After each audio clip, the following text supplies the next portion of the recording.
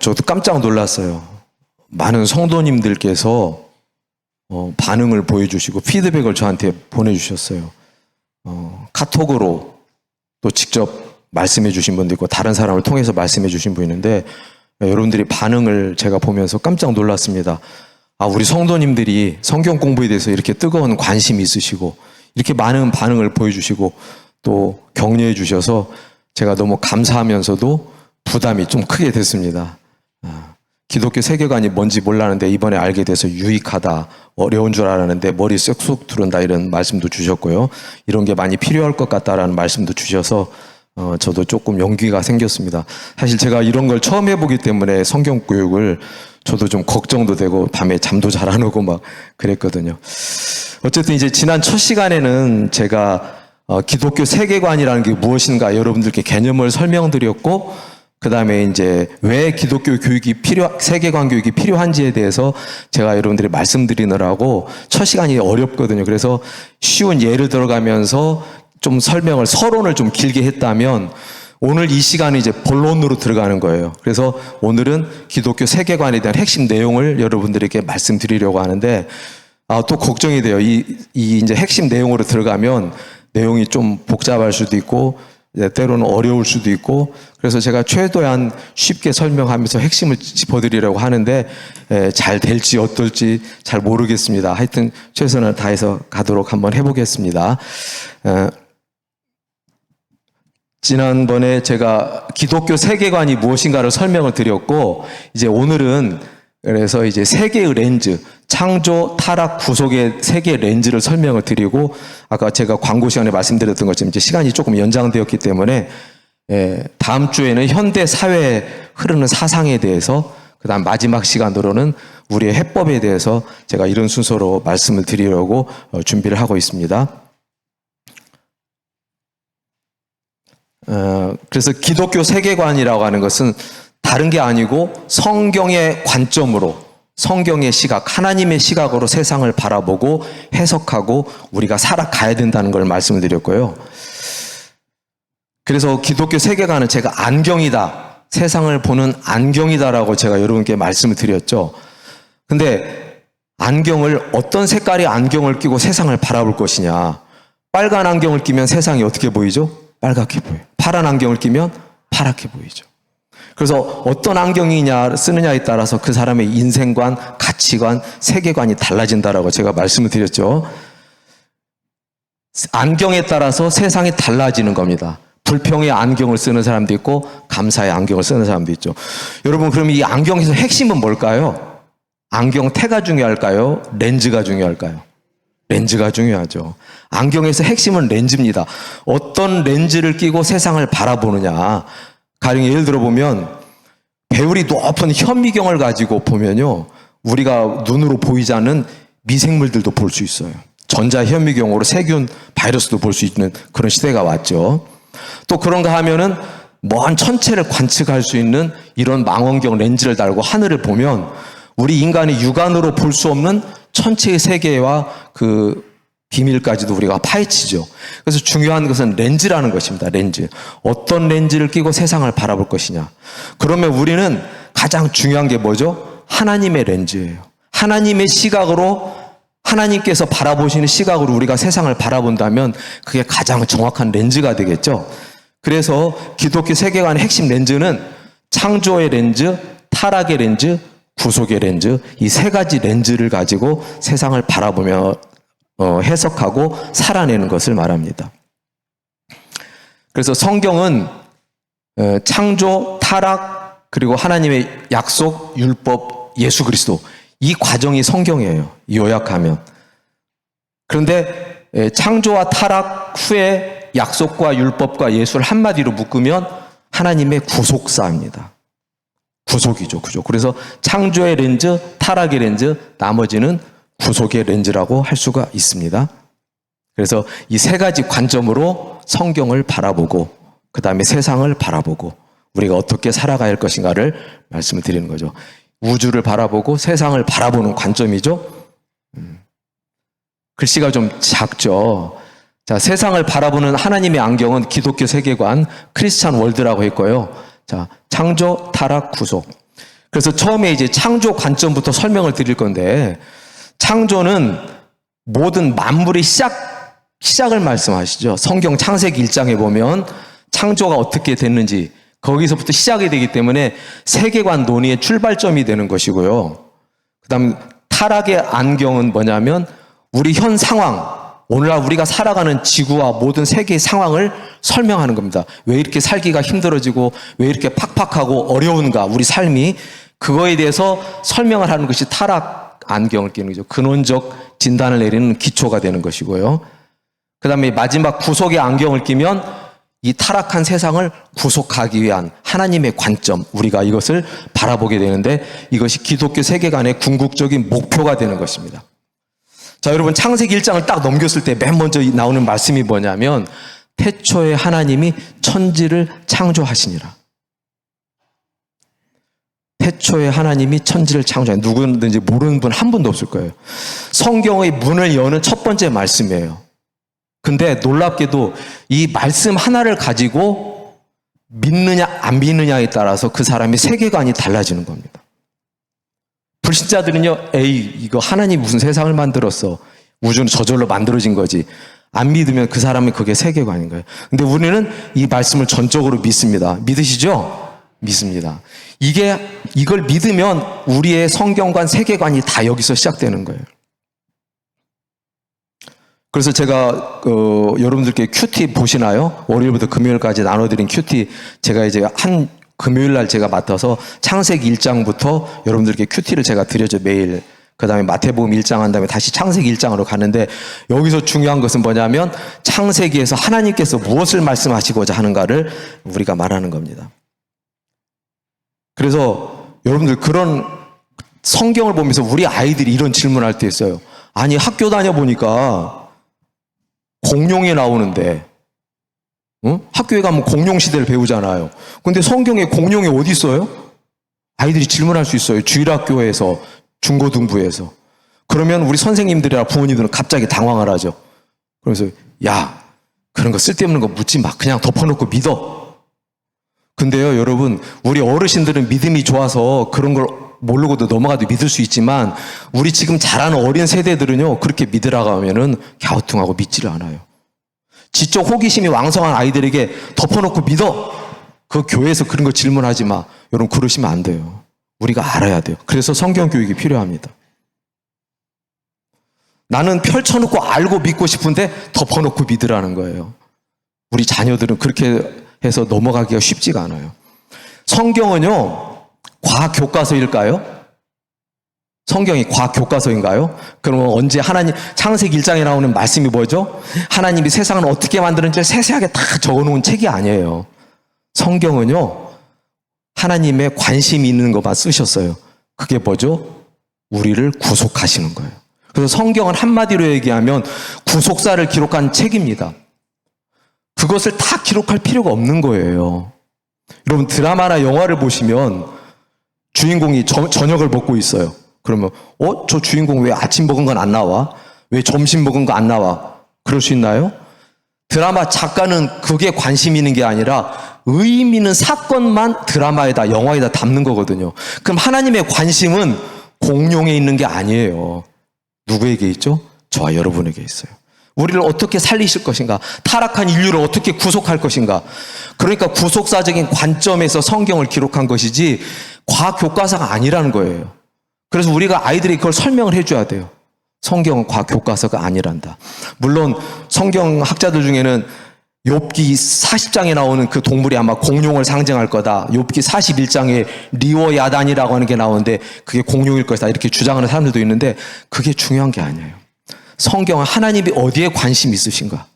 우리를 살리고 우리를 구원과 영생으로. 그리고 또 한 가지 관점이 하나님 나라인데 그 부분은 제가 뒤에 가서 말씀을 드리도록 하겠습니다. 자, 하나님은 어떤 하나님이시냐? 창세기 1장에 통해서 우리가 볼 수도 있는데 하나님은 창조주시고 자존적인 존재, 스스로 존재하는 분이시고 누구의 도움도 필요 없으신 분이에요. 독립적인 존재이십니다. 우주의 참된 최고의 실제이시고, 자, 여기서 두 가지 관점 우리가 잘 한번 들어볼게요. 하나님은 초월성과 내재성, 하나님의 존재적인 측면에서 살펴보면 하나님은 초월성과 내재성, 조금 어려운 수 있죠. 초월성이라는 건 무슨 뜻일까요? 하나님은 우리 인간의 한계를 초월하신 분이라는 거죠. 전능하신 분이라는 거죠. 우리를 창조하신 분이라는 거죠. 내재성은 뭘까요? 우리와 함께 하신다는 거예요. 우리 안에도 거하시고 우리 주변의 사건에도 모든 사건도 개입하시고 엘로힘의 하나님, 여호와 야훼 하나님, 우리 담임 목사님께서도 많이 말씀하시잖아요. 그래서 이 두 가지를 우리가 어느 하나라도 놓치면 이단으로 떨어져요. 그래서 예를 들어서 초월성을 부정하고 하나님의 내재성만 주장하면 범신론자가 됩니다. 범신론. 일본에 가면 그런 사상이 굉장히 많아요. 하나님은 영혼이 막 모든 만물에 돌에도 깃들어 있고 나무에도 깃들어 있고 이런 범신론이에요. 근데 그 하나님은 초월한다고 생각을 못해요. 인간보다 조금 낫거나 뭐 비슷한 존재라고 보는 거죠. 그 다음에 초월성을만 인정하고 내재성을 무시하면은 이신론이 되죠. 니즘. 18세기 유럽에서 유행했던. 그래서 하나님은 이 세상을 창조하신 분인데 우리에게 관심이 없어. 그러니까 내버려 지구 세상을 내버려 두고 하나님은 딴 데 멀리 높이 혼자만 계신 분이야. 우리 삶에 간섭도 안 하신 분. 이렇게 잘못된 데로 갈 수 있어요. 이 초월성과 내재성은 하나님의 존재적인 측면에서 우리가 두 가지를 균형 있게 알고 있어야 돼요. 하나님은 초월적인 분이시지만 우리와 함께 하시는 분, 우리 삶을 직접 개입하시는 분. 그래서 우리가 주기도문에 보면 하늘에 계신 우리 아버지, 그래서 이렇게 시작하시죠. 하늘에 계신 그러면 초월성을 말하는 거예요. 하늘에 계시잖아요. 근데 우리 아버지가 되신다. 이것은 내재성입니다. 여러분, 아플 때 나는 아파. 그러면 기도만 할까요? 아니면 병원에만 갈까요? 여러분 둘 중에서 뭐를 하죠? 정상적인 기독교인이라면 둘 다 해야 돼요. 기도도 하면서 하나님의 뜻이 무언가를 찾으면서 병원에 가서 진료를 받아요. 근데 이 초월성만 강조하는 사람은요, 병원 필요 없어. 나 의사한테 안 가. 기도만 할 거야. 이건 초월성만 강조하는 거예요. 하나님이 이 땅에 의사를 세우신 것도 하나님이세요. 병원을 세운 것도 하나님이시고, 뒤에 가서 제가 일반 은총에 대해서 말씀드릴 기회가 있는지 모르겠는데, 초월성과 내재성을 다 아시는 분은요, 하나님, 초월적인 하나님께 기도도 하지만 하나님께서 세우신 병원과 의사의 신세를 집니다. 이게 내재성을 인정하는 거라고 볼 수가 있어요. 자, 세상은, 피조물은 의존적인 존재입니다. 하나님 없이는 살 수 없는 존재가 우리 피조물이죠. 하나님의 계획과 섭리로 창조되었고 선하신 창조. 그래서 하나님께서는 세상을 만물을 창조하시고 보시기에 심히 좋았더라라고 창세기에서 여러 번 말씀하십니다. 그래서 이 세상은 선하게 창조되었다. 만물은 그로 말미암아 지은 바 되었으며 지은 것이 하나도 그가 없이는 된 것이 없으며 또 만물이 주에게서 나오고 주로 말미암고 주에게로 돌아감이라. 그 다음에 우리 만물은 목적이 있다는 거죠. 하나님의 섭리와 계획이 있는데 시편 19편에 보면 하나님의 영광을 하늘이 선포하고 궁창이 그 손으로 하신 일을 나타내고 이런 말씀들이 뭐냐면 하나님의 영광을 드러내는 데 있다는 거예요. 그런데 창세로부터 그의 보이지 아니하는 것들 그의 영원하신 능력과 신성이 그가 만드신 만물에 분명히 보여 알려졌나니 하나님께서 이 세상을 창조하시고 그 안에 하나님의 신성과 능력을 다 심어 놓으셨어요. 그래서 하나님의 형상을 갖고 있는 인간이 딱 바라보면요, 하나님이 믿어져요. 그런데 죄로 오염된 인간은 믿어지지 않습니다.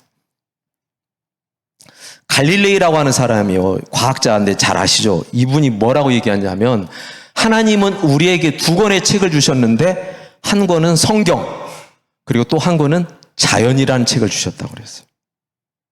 놀라운 말씀을 하셨죠? 근데 정말 중요한 얘기를 했어요. 여러분, 계시에 대해서 잠깐 짚고 넘어가 볼게요. 계시가 무슨 뜻인지 아세요? 계시. 하나님께서 자기 자신을 나타내시는 게 계시예요. 인간에게. 하나님께서 우리에게 진리를 보여주시는 게 계시입니다. 요한 계시록 그러면 뭐죠? 하나님께서 사도 요한에게 계시하신 거예요. 근데 이 계시가 두 가지가 있는데 일반 계시와 특별 계시가 있어요. 일반 계시는 하나님께서 만드신 자연, 하나님의 신성과 능력을 심어 놓으셨어요. 처음에는요, 아담이 하와가 창조됐을 때는 하나님의 형상을 온전히 창조되었기 때문에 자연 만물을 보면서 하나님의 뜻을 알아요. 하나님의 섭리를 깨달아요. 하나님의 의중을 깨달아요. 근데 뒤에서 나오겠지만 타락한 이후에 인간이 하나님의 형상을 망가뜨려 버린 후에는 자연을 보고도 몰라요. 그래서 하나님께서 주신 계시가 특별 계시입니다.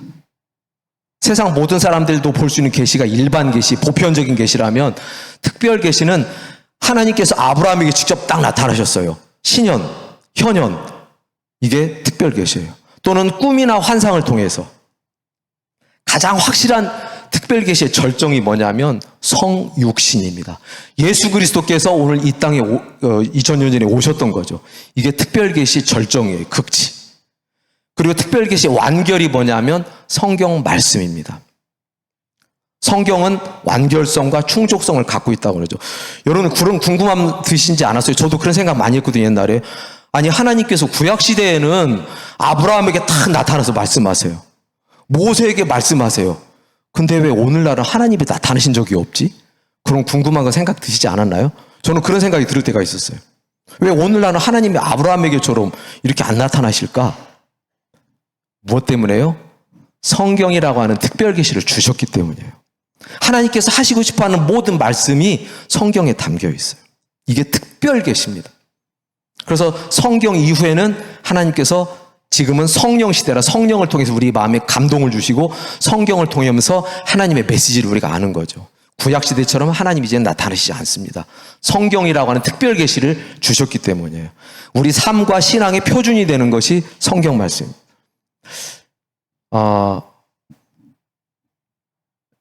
일반 은총과 특별 은총에 대해서도 조금만 말씀드리면, 일반 은총은 하나님이 자연 만물의 모든 사람에게 골고루 혜택을 주시는 은총이에요. 예수 믿든 안 믿든 햇빛을 주시고, 예수 믿든 안 믿든 비를 내려주시고, 노아에게 홍수 끝난 후에 언약하실 때도 내가 다시는 홍수로 인류를 멸하지 않겠다라고 약속하시죠. 그리고 무지개를, 전 세계를 하나님께서 유지하고 보호해 주시겠다는 약속, 이런 것들은 일반 은총입니다. 특별 은총은 뭐냐면 하나님께서 택하신 사람, 택하신 백성을 구원하시기 위해서 진리를 주시고 은총을 베풀어 주시고 구원과 영생의 길로 진리로 끌어주시는 게 특별 은총입니다. 그러면 여러분, 제가 좀 드리고 싶은 말씀이 많은데, 학문이라고 하는 것은 좋은 걸까요? 나쁜 걸까요? 학문이 좋을까요? 나쁠까요? 학문은 엄밀하게 하면 가치 중립적인 겁니다. 좋다 나쁘다 할 수가 없어요. 근데 하나님께서 일반 은총을 주신 것은요, 모든 사람들에게도 그런 지각을 열어주셔서 학문을 발전하게 하셨어요. 근데 그 세상의 문화도 마찬가지입니다. 우리가 기독교 세계관을 공부하다 보면, 야, 그럼 세상 문화는 다 나쁜 거니까 우리 교회는 다 차단하고 끊어버려야 되겠다라고 생각하시면 안 돼요. 그러면 우리는요, 세상 바깥으로 나가서 산속에 가서 살거나 수도원 같은데, 옛날 그 중세기 교부들, 사막에서 교부들이 있거든요. 혼자 살아야 돼요. 근데 이 문화나 세계는요, 하나님이 창조하시는 일반 은총의 눈으로 바라보면 너희들이 감사함으로 받으면 버릴 것이 없다 그랬어요. 그래서 우리가 교회에서 교회 지을 때도 미적으로 짓죠. 이왕이면 미술, 음악, 찬양대 하죠. 음악적인 요소를 빌려오는 거예요. 이것도 일반 은총 안에 있습니다. 그래서 이걸 나쁘다고 하면 안 돼요. 물론 복음의 본질을 훼손할 정도로까지 받아들이면 절대로 안 돼요. 그러나 복음의 본질이 훼손되지 않는 한도 내에서는 우리는 세상, 여러분, 운동하는 게 나쁜 건가요? 하나님 주신 몸을 건강하게 하는 건 굉장히 좋은 거예요. 그런데 이제 세상의 문화를 우리가 어떻게 해야 되느냐? 분별해야 됩니다. 왜냐하면 하나님이 창조하신 세상은 선한 세상이지만 인간이 타락되고 오염되면서, 인간의 이성도 오염되면서 하나님의 존재를 부인하기 시작하죠. 그래서 진화론을 만들고 과학을 그런 쪽으로 사상을 만들어내고 철학을 발전시키고, 그런 것은 우리가 단호하게 거부해야 됩니다. 그렇다고 해서 세상의 모든 것을 다 거부하면 안 돼요. 교회 안에서 무슨 세미나를 한다 그러면 우리 옛날에, 야, 예수만 잘 믿으면 되지 무슨 교회에서 그런 거를 해. 그렇지 않아요. 하나님이 주신 일반 은총 안에서 우리는 그것을 활용할 수 있는 겁니다. 제가 더 다음에 이거에 대해서 더 말씀드리도록 하고, 하나님의 창조 동기는 사랑이다. 하나님께서 왜 우리를 만드셨죠? 사랑으로 만드셨어요. 근데 사랑으로 만드셨는데 우리가 타락했기 때문에 우리를 구속하기 위해서 하나님께서는요, 독생자 예수 그리스도를 이 땅에 보내셔서까지 우리를 사랑하신 겁니다. 그래서 하나님의 창조 동기는 사랑이다. 자, 두 번째 렌즈로 갈게요. 이제 첫 번째 렌즈 하나 끝났네요. 두 번째 렌즈는 타락인데요. 이 타락의 안경을 끼면 죄로 망가진 세상을 바라보게 된다. 하나님께서 금하신 것을 인간이 불순종하고 하나님과 같이 될 줄 알고 먹었기 때문에 문제가 되는 겁니다. 지난번에도 제가 잠깐 말씀드렸지만, 아니 그깟 과일 하나 따먹었다고 뭐 그렇게 대수라고 하나님이 이렇게 우리 인류를 이렇게 고생을 하게 하실까? 그깟 과일 하나가 아니에요. 하나님의 존재를 부인하고, 여러분들 어떤 왕이 있는데 그 밑에 신하가 있는데 그 신하가 어느 날 나 당신은 왕으로 인정 안 해. 나도 왕이 될 거야. 그 반역이잖아요. 그 왕이 내버려 두겠습니까? 어린 자녀가 어렸을 때는 부모 말씀 잘 듣고 아빠 엄마가 따르는데 좀 큰 다음에 이 자녀가 나 당신들 부모라고 말하고 인정하고 싶지 않아. 나도 이제 컸고 동등한 존재니까 부모를 부모로 인정하지 않는다면 폐륜이죠. 선악과를 따먹었다는 것은 하나님과 같이 되고 싶은 인간의 욕심, 하나님을 밀어내고 내가 주인이 되고 싶은 거예요. 그런데 하나님은요, 우리를 이거 글씨가 깨지는군요. 이게 PPT 호환이 안 돼서. 인간이 거절하고 선악과를 먹은 것이 자기가 주인이 되는 것을. 지난번에 제가 뭐로 예를 들었죠? 아빠가 사탕을 어린아이에게 주는 걸로 예를 들었던 거 기억나시나요? 부모는 로봇을 만들고 싶은 게 아니었던 거예요. 하나님은 우리를 뭘로 만들고 싶으셨냐 하면 사랑과 믿음의 대상, 파트너로. 여러분, 내가 어떤 사랑하는 사람 만나고 싶을 때 그 사랑하는 사람이 로봇이었으면 좋겠습니까? 사랑과 믿음의 대상이라고 하는 것은 자발성이에요. 자발성. 중요한 거. 자유를 주는 거예요. 그래서 예를 들어보면 어떤 남녀가 있는데 무인도에서 살아요. 무인도에서 두 남녀가 살아요. 그런데 남자가 무인도에서 여자에게 고백하는 거예요. 나 이 세상에 어떤 여자보다 너를 제일 사랑해. 그럼 그 사랑 고백이 크게 감동을 줄까요? 아무도 없는 데서 여자 혼자 있는데. 근데 서울 도시 한 복판에서 수많은 여자들이 있는데 그 수많은 여자들을 제쳐두고 나는 당신만 진짜 사랑해 그러면 감동이 오잖아요. 그죠? 하나님께서는 인간에게 자유의지를 주시고 선택하게 하신 거예요. 그리고 하나님을 택하기를 바라신 거예요. 근데 인간은 결국은 배신하게 되죠.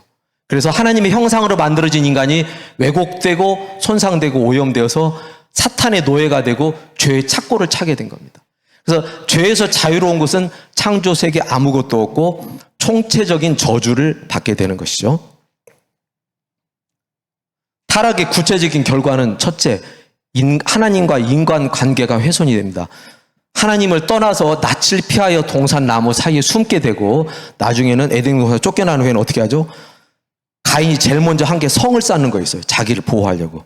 그리고 나중에는 우상들을 섬기게 되는 지독한 우상의 역사가 시작되는데 피조물을 절대화해서 하나님 자리에다가 피조물을 그 자리에 두는 엄청난 범죄인 것이죠. 과거에는 큰 나무, 1월 성신, 강, 바위에다가 절을 하고 우상이었다면 오늘날은요, 사람들이 우상이 없을까요? 현대인들은 우상이 없는 것 같아요. 근데 우상의 형태가 교묘해졌습니다. 그래서 돈, 권력, 쾌락, 명예, 이데올로기, 과학 이런 것들이 우상이 됐어요. 하나님의 진리를 거짓 것으로 바꾸어 피조물을 조물주보다 더 경배하고 섬기고 하나님의 영광을 썩어질 사람과 금수와 버러지 형상의 우상으로 바꿨다라고 성경은 말씀하십니다.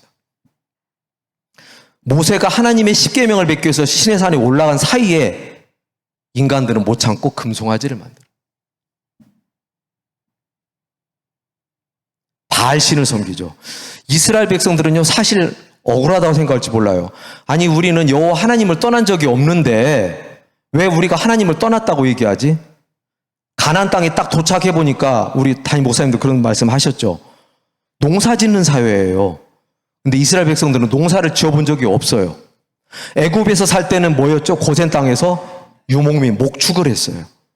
그리고 이제 출애굽한 후에 광야로 가니까 하나님께서 먹을 걸 다 내려주세요. 만나 내려주시죠. 고기 먹고 싶다고 하니까 매출하게 내려주시죠. 목마르다고 하면 반석을 쳐서 물을 먹여주시죠. 그리고 가나안 땅에 딱 가보니까 와, 농사 짓는 거 전혀 자기들은 기술이 없어요.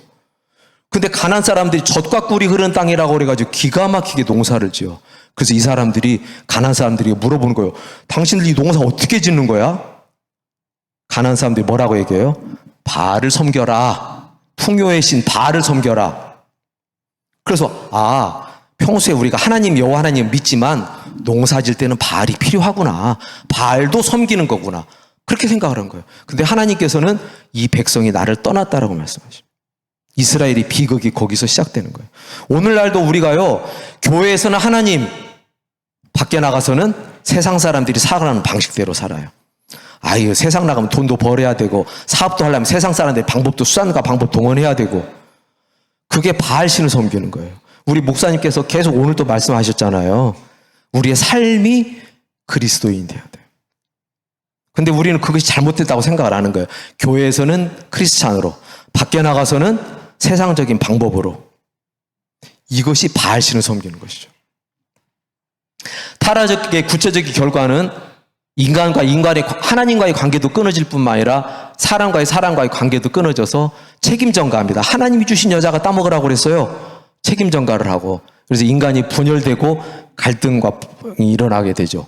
자신의 관계도 문제가 일어나서 절망과 낙심과 소외, 허무, 고독, 그래서 마약과 알코올이 난무하는 세상이 됩니다. 자, 죄로 오염된 인간을 잠깐 우리가 살펴보면 선악과를 따먹기 전에 인간은요, 자유의지가 있다고 그랬죠. 아까 자유의지 제가 말씀드렸죠. 그래서 자신의 의지대로 움직일 수 있었어요. 이 선악과를 따먹을 수도 있고 안 따먹을 수도 있고 순전히 자기 의지였어요. 근데 인간이 범죄한 후에는 상황이 바뀝니다.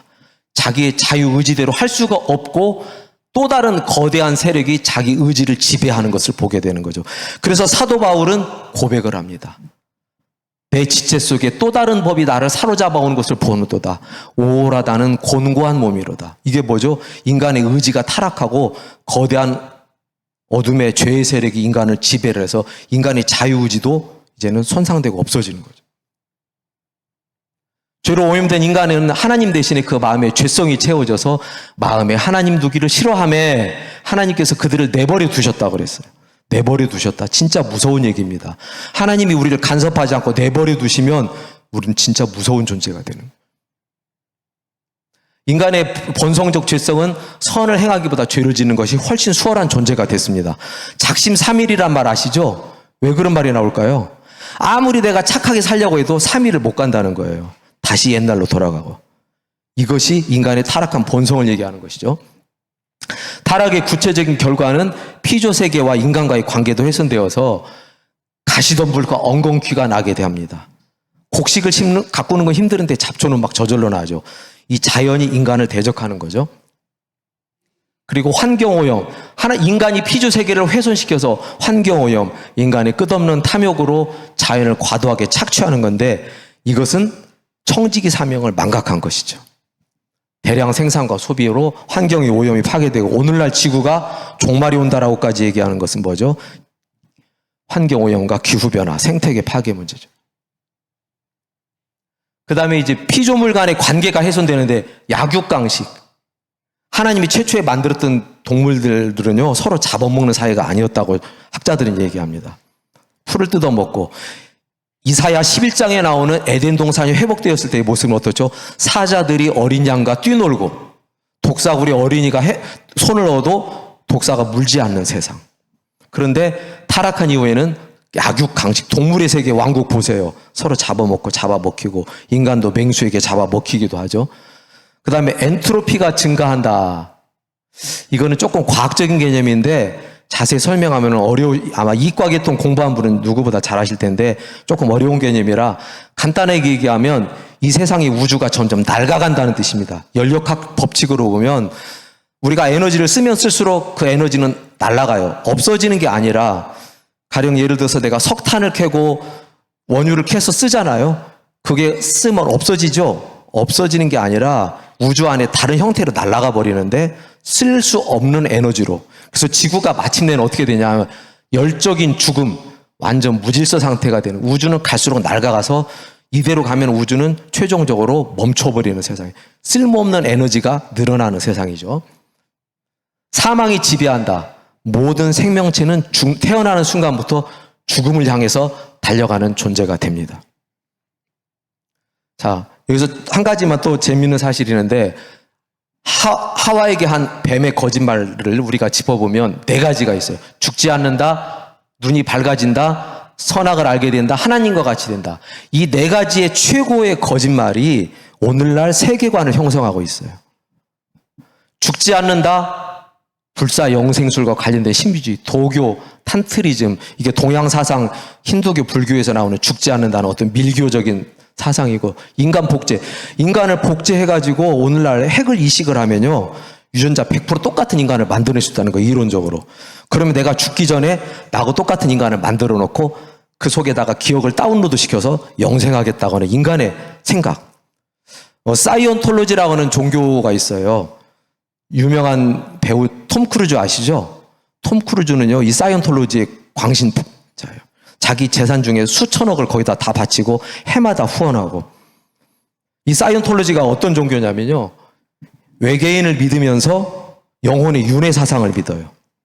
그래서 현대 과학과 심령술을 결합해갖고 영생하겠다.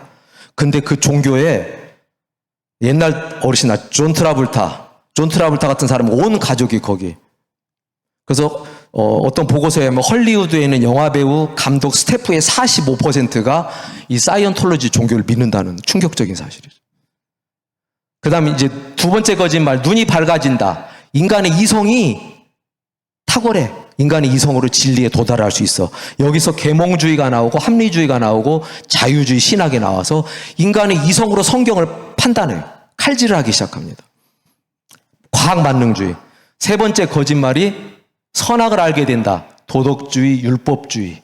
그래서 판단하고 정죄하고 자기중심으로 가고 유대교, 행위구원. 마지막 거짓말이 하나님과 같이 된다. 그래서 인간은 신의 경지에 도달할 수 있다. 뭐를 깨닫고 돌을 쌓아서 신이 되고, 신인 하빌 힌두교, 불교, 다음 주에 말씀드릴 뉴 에이지 사상 같은 게 여기에서 비롯되죠. 자, 타락은 인간이 행복하기 위해서는 우리를 사랑하셔서 창조하신 분의 원리대로 살아가야 되는데 그렇게 하지 못했기 때문에 비극이 시작된 겁니다. 오늘날 우리가 직면하는 모든 어려움, 이것은 하나님이 창조하신 섭리대로 살지 않고 타락했기 때문이라는 걸 우리가 알 수 있습니다. 그렇다면 이것으로 세상은 끝났을까요? 하나님께서는 사랑의 하나님, 공의로운 하나님이 구원의 길을 예비하셨는데 창세기부터 계시록까지 시작되는 모든 핵심에는 예수 그리스도가 자리 잡고 계십니다. 우리의 구원의 길을 여시기 위해서 십자가의 길을 여셨어요. 이 이야기가 이제부터 펼쳐지는 구속, 리뎀션. 이 3번째 구속의 안경을 끼고 세상을 바라보면 죄로 인해서 망가진 세상을 바라볼 수 있는 시각이 열리는 겁니다. 하나님께서 어떻게 구원하시고자 하는가, 이 세상을. 타락한 세상을 구원하기 위해서 자신의 몸을 바치신 것이 기독교의 핵심 교리입니다. 인자가 온 것은 자기 목숨을 많은 사람의 대속물로 주려 하심이라. 여러분, 대속물이 뜻이 뭔지 아세요? 대속물. 속전, 속죄, 대속 이런 개념이 나오는데 노예가 석방될 때는 값을 치러야 돼요. 그죠? 노예를 석방시키려면 그 값을 대신 치러주고 희생 제물이 되신 거예요. 예수님께서. 희생, 이게 어린 양으로 표현되는 예수님입니다. 여러분, 예수님의 생애를 한번 생각해 보셨나요? 예수님은 이 땅에 오시는 순간 말구유에서 태어나셨어요. 냄새나는 그 말구유. 태어나시자마자 그리고 헤롯이 죽이려고 해서 피난민이 돼서 애굽으로 갔다가 다시 헤롯이 죽었다니까 다시 왔는데 유대 땅에서 살지도 못하고 저 북쪽 갈릴리로 가서 또 목수의 집안에서 가난한 삶을 살아요. 그리고 공생 기간에는 그 당시 주류 사회 사람들로부터 배척당하고 무시당해서 세리들, 창녀들, 어부들과 같이 변두리 생활을 하십니다. 잠잘 곳이 없어요. 산으로 들로. 공중에 새도 여우도 굴이 있지만 인자는 머리 둘 곳이 없다. 그렇게 고단한 삶을 사셨어요. 그럼 돌아가실 때라도 편하게 돌아가셨나요? 가장 처참하게, 가장 끔찍하게 십자가의 형을 치셨습니다. 그리고 돌아가신 순간 하나님으로부터 버림받아서 하나님 아버지 어찌하여 나를 버리시나이까. 예수님께는 철저하게 버림받고 저주받은 그런 죽음으로 돌아가셨어요. 그러면 우리가 여기서 한 가지 드는 의문이 있죠. 왜 예수님이 이 땅에 꼭 오셔야 됐을까? 아니 그냥 이 죄 용서해 주시면 안 돼? 그런 생각 드시지 않나요? 꼭 하나님의 아들 예수님이 왜 꼭 이 땅에 오셔야 했을까요? 그런 고통을 왜 당해야 했을까요? 중세기 안셀무스라는 사람이 쓴 유명한 책이 있습니다. 하나님은 어찌하여 인간이 되셨는가? 하나님은 어찌하여 인간이 되셨는가? 자, 아담이 범죄함으로 모든 인류가 죄악에 빠졌잖아요. 그러면 이 역사의 판을 뒤집어 엎으려면 그 죄를 속죄를 누군가는 해야 되는데 그 죄를 속죄하기 위한 조건이 두 가지가 있습니다. 첫째는 사람이 범죄했으니까 사람이 그 죄를 대신 갚아야 돼요. 언약적인 존재, 율법 아래에 있는 인간이 그 죄를 갚아야 돼요. 두 번째 조건은 뭐냐? 죄가 없는 사람이 그걸 대신 갚을 수 있어요. 죄 있는 사람은 남의 죄까지 뒤집어 쓸 수가 없어요. 자기적으로 죽는 것이니까. sinless, 죄가 없는 인간이 와야 되는데 이 땅에 있는 모든 인간들은 sinful한 상태입니다. 모든 사람이 범죄하였으므로 하나님의 영광에 이르지 못하였더라고 그랬어요. 그러면 이 두 가지를 조건을 만족할 사람은 이 세상에 하나도 없어요. 그래서 하나님께서 작정을 하신 겁니다. 내가 인간의 몸을 입고 이 땅에 내려가자. 그래서 진짜 사람의 모습, 참 인간, 그리고 죄가 없는 인간, 이 두 가지를 만족하기 위해서 예수님께서 오신 겁니다. 그래서 예수님께서 돌아가신 거예요. 이것을 우리가 깨달아야 돼요. 그래서 성육신은요, 오늘 목사님도 말씀하셨지만 기독교의 핵심 교리이고 가장 놀라운 기적입니다. 자, 구속을 하면은 그리스도께서 오셔서 제2 아담이라고 하죠. 그래서 이 세상을 원래 아름다운 모습으로 돌리는데 그 모습이 지상 낙원처럼 이 이사야 11장에 기록되어 있고요. 그 다음에 인류를 구원해서 죽은 인류를 구원하는데 성경에 보면 레위기에도 나오고 갈라디아서에도 나오죠. 나무에 달린 자마다 저주 아래 있는 자라. 근데 우리 예수님께서 그 저주스러운 죽음을 당하셨다는 거죠. 한 사람이 순종함으로 많은 사람이 의인이 됐다는 것을 말씀하고 합니다.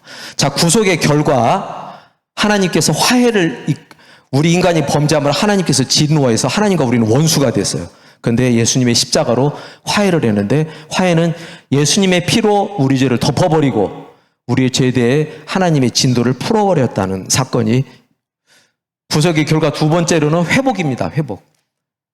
아직 우리가 죄인 되었을 때 우리를 위하여 죽으심으로 하나님께서 우리에 대한 자기 사랑을 확증하셨느니라.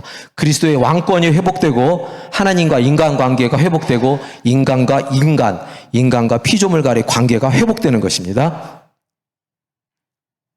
자, 개인 구속의 의미는 뭐죠? 죄인이 의인이 되는 거예요. 오늘 목사님께서 또 말씀하셨죠. 칭의. 우리 신분이 바뀌어요. 죄인에서 의인으로. 근데 이 칭의라고 하는 것은 법적인 용어입니다. 법적 용어. 여러분 인터넷 쳐봐도 나오시겠지만 법적 용어로 추정과 간주가 있어요. 추정은 죄를 없다고 추정을 했는데 나중에 더 조사해 보니까 죄가 추가로 나왔어. 그러면 무죄했던 것이 다시 취소되고 그 사람은 다시 유죄 선고를 받아서 감옥에 들어가요. 근데 간주는 뭐죠? 한번 이 사람은 무죄다라고 간주했으면 그 다음에 어떤 죄가 드러나도 이 간주는 바뀌지 않아요. 이게 법적인 용어입니다.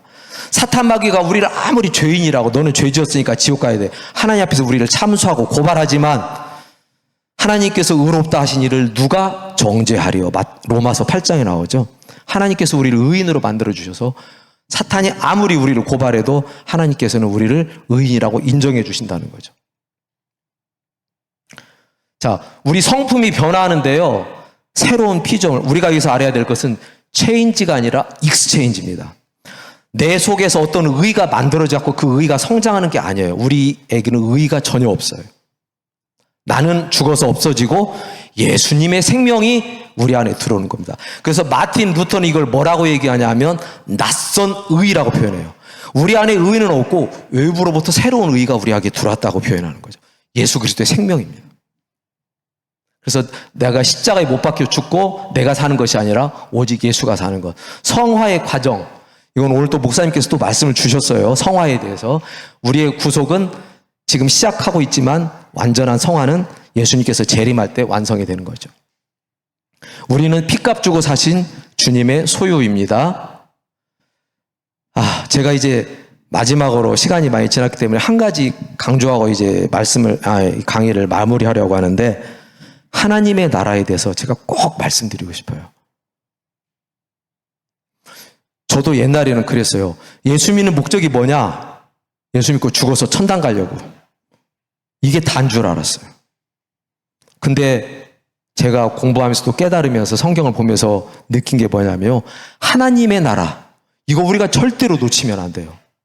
성경 구약에서 신약까지 모든 통틀어서 관통하는 주제는요. 하나님의 나라입니다. 나 믿고 예수 믿고 천당 가는 걸로 끝난다면요. 하나님께서는 구약 성경부터 이렇게 긴 서사를, 역사를 기술하지 않을 필요 없어요. 근데 하나님께서는 구약부터 신약까지 거대한 서사를 펼쳐놓으시죠. 그 속에서 하나님이 담아내고 싶어하는 이야기는 하나님의 나라입니다. 우리가 하나님 나라 백성이라면 하나님의 나라에 대해서 알아야 돼요. 난 다 필요 없고 나만 죽어서 천국 가면 돼. 그건 굉장히 이기주의적이고 개인적인 좁은 신앙입니다. 그래서 하나님의 나라에 대해서 우리가 알아야 되는데, 하나님의 나라는 어떤 나라가 하나님의 나라일까요? 죽어서 가는 천국이 하나님의 나라일까요? 그것도 맞아요. 근데 그것은 아주 부분적인 거예요. 내가 만약에 죽어서 천국 가는 게 하나님 나라의 전부라면 예수님께서 주기도문 가르치실 때 나라가 임하시오며라고 가르치지 않았을 겁니다. 그 나라에 가게 하옵시며라고 가르치셨을 거예요. 근데 우리 예수님께서 뭐라고 가르치시냐면 놀랍게도 하나님의 나라가 임하시오며, 이 땅에 임하시오며 이렇게 가르치십니다. 하나님의 나라는 어떤 곳이냐? 죽어서 가는 천국만이 하나님의 나라가 아니고 하나님의 통치하시는 세상. 인간이 하나님의 통치를 거부하고 타락했잖아요. 근데 그 하나님이 통치하시는 세상, 온전한 통치를 받아들이는 나라가 하나님의 나라인 것입니다. 근데 이 하나님의 나라는 성경에 보면 과거와 현재와 미래가 있어요. 하나님의 나라가 이미 너에게 임하였다고 예수님께서 말씀하시죠. 마태복음 12장에.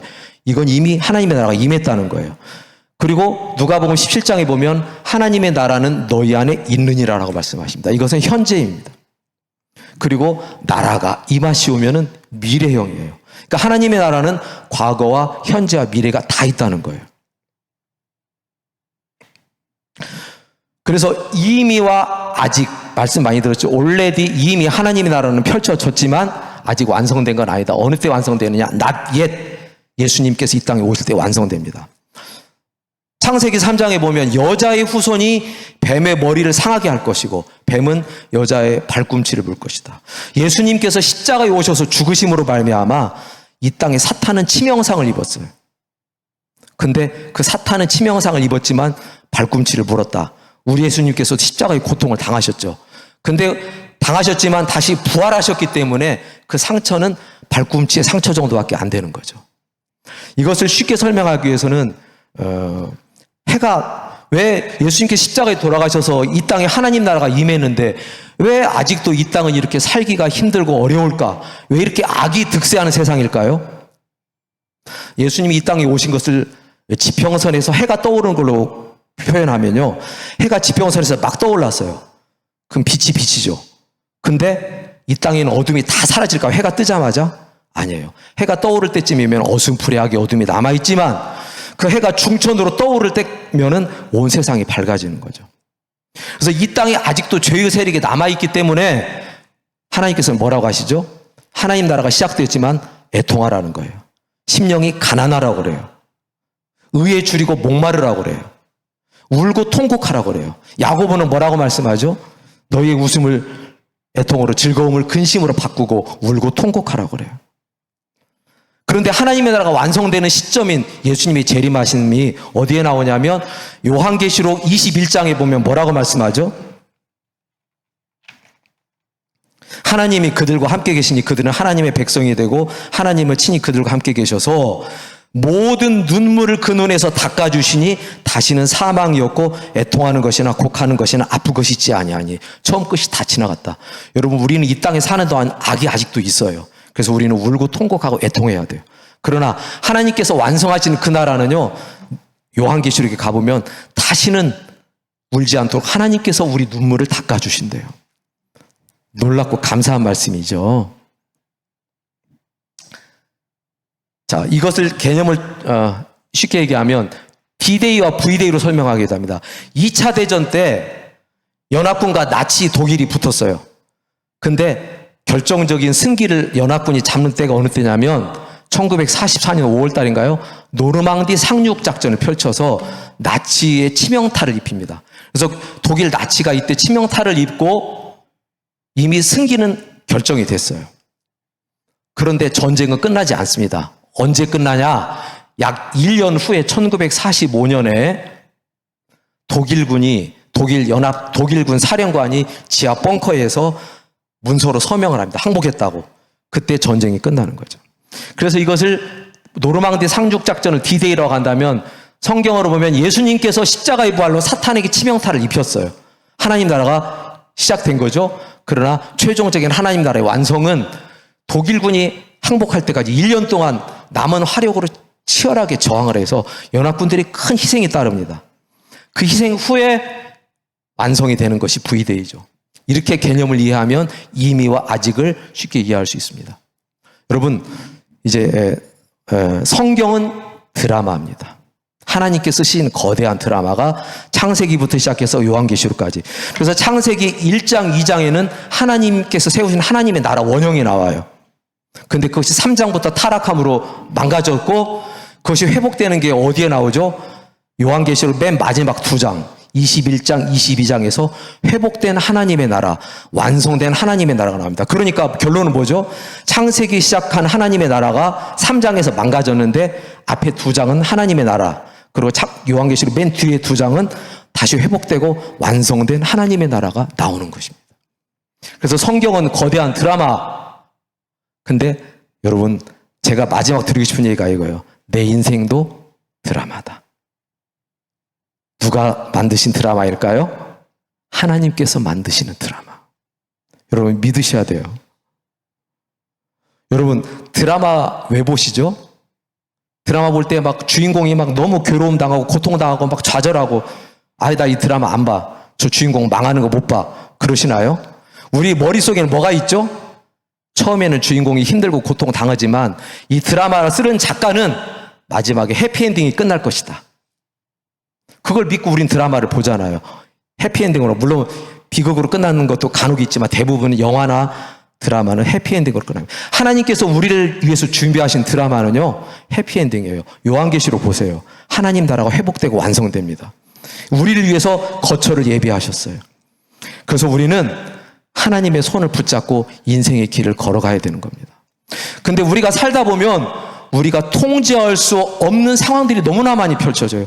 고통이 오고 고난이 오고 질병이 오고 사건과 사고를 만나고 그때 우리는 불안하고 낙심될 때 있어요. 그러나 여러분 하나님의 신실하심을 믿으십시오. 하나님이 쓰시는 인생의 드라마는 승리가 확정되어 있습니다. 이것을 믿으면 우리는 낙심하지 않습니다. 그래서 하나님을 사랑하는 자, 그 뜻대로 부르심을 입은 자들에게는 모든 것이 합력하여서 선을 이루는 것이다. 아멘. 감사합니다. 요거는 제가 그냥 넘어갈게요. 우리가 개인 구원에만 집중하면은 하나님 나라 개념이 희박해지고 개인주의로 될 수 있는데 보수적인 교단들이 보통 이렇게 빠지기 쉽거든요. 근데 또 너무 사회 문제에만 집착하면 개인 경건이 소홀해지고 이데올로기화되는 잘못된 경우로 갑니다. 이건 진보적인 교단들이 그러는데 우리는 균형을 맞춰야 돼요. 하나님 나라도 생각하고 나의 영혼의 문제도 생각하고요. 그래서 이제 결론이 뭐냐면 이제 하나님의 마련하신 안경 세 가지는 창조의 눈으로 보면 이 세상의 모든 피조물을 하나님이 다 만드셨다. 선하다. 타락으로 인해서 두 번째 안경은 이 세상의 모든 것이 타락해서 오염되었다. 망가졌다. 마지막 세 번째는 그래서 구속이 필요한데 예수 그리스도밖에 없다. 이 관점으로 세상을 바라보라는 거거든요. 그래서 역사는 직선적이며 역사는 직선적이며 인간에 대한 하나님의 계획을 성취시켜가는 의미 있는 사건들의 연속이다. 우리의 과제는 기독교적인 세계관을 적용하기. 좀 시간이 많이 지나서 죄송합니다. 그래서 오늘 기독교의 세계관의 이 렌즈를 우리가 공부를 했고요. 이제 시간을 좀 느렸기 때문에 다음 주에는 그렇다면 도대체 오늘날 현대사회는 어떤 사상과 사조들이 흐르고 있는지 이걸 우리가 정확하게 알아야 돼요. 그래야 우리 자녀들에게 분별력을 키워줄 수 있습니다. 그리고 마지막 시간에는 이제 결론인데 우리의 해법에 대해서 말씀드리고 강의를 마치고자 합니다. 조금 시간이 지나는데 감사합니다. 기도하시겠습니다. 살아계신 하나님, 너무나 부족한 죄인이 이 시간에 하나님의 말씀을 가지고 나와서 나눔을 가졌습니다. 하나님, 혹시라도 인간의 생각이나 어리석음이 나온 거 있다면 용서해 주시고 다 무너뜨려 주시고 오직 하나님의 선하신 뜻만 남아서 우리 삶 속에서 역사하여 주시기를 원합니다. 하나님, 기독교적인 세계관, 관점을 우리 안에 심어지게 하시고 우리의 자녀들에게 가르치게 하시고 우리의 후손들에게 가르치게 하시고 우리들도 그 기독교적인 세계관을 가지고 세상을 살아내어서 세상의 소금이 되고 빛이 되어 오직 하나님께 영광을 돌리는 저희들 되게 하여 주시옵소서. 예수님 이름으로 기도합니다. 아멘.